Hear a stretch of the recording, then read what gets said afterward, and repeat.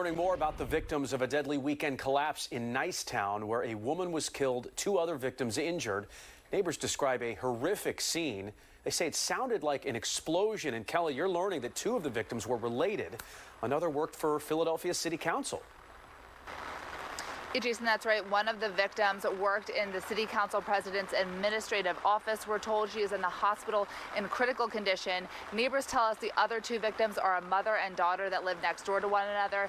City officials have not confirmed or have not publicly identified them yet, but they did say one is stable and one sadly did not survive. And we can tell you investigators and crews have been out here all day today, but they have not provided any new updates on what caused this. I was petrified. I wasn't scared. I was petrified. Michelle Nolan took us through her home on Bonnet Street to show us the aftermath. Her back door blown off its hinges, the sink pulled from the wall, and her backyard filled with debris. In my 63 years, I have never experienced anything of this nature or magnitude. This close to where I live. I see it on TV, but never here in my backyard. Literally in my backyard. Just before 5 a.m. Sunday, the Philadelphia Fire Department says they were called to the 1900 block of West Bristol Street for a reported building collapse. Ironically, Nolan says she was already awake due to an ambulance arriving on her street for an unrelated reason shortly before the collapse.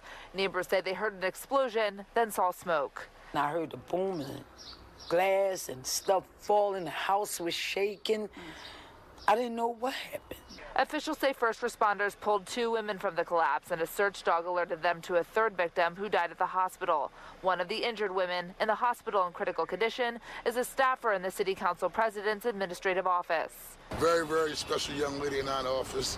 Have a beautiful heart, beautiful spirit, and so we just want to pray that she have a speedy recovery. We worked with her for years. She's a fantastic person.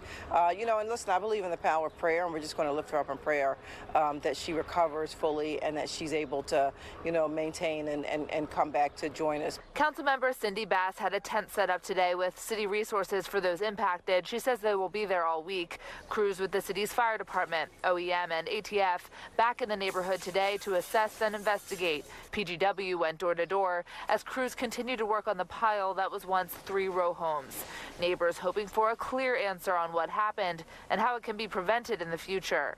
I never experienced anything of this nature, and at my age, I don't want to be homeless. I know. And I feel bad for my lost neighbors. Might be hard to see through the downpour, but we can tell you 3 row homes are gone. The homes to the right and to the left, we're told, will likely have to come down as well. Now, yesterday, the fire department could not confirm if there was an explosion, and again, so far, no new updates today. Jason. All right, Kelly Rule in Nicetown, thank you very much.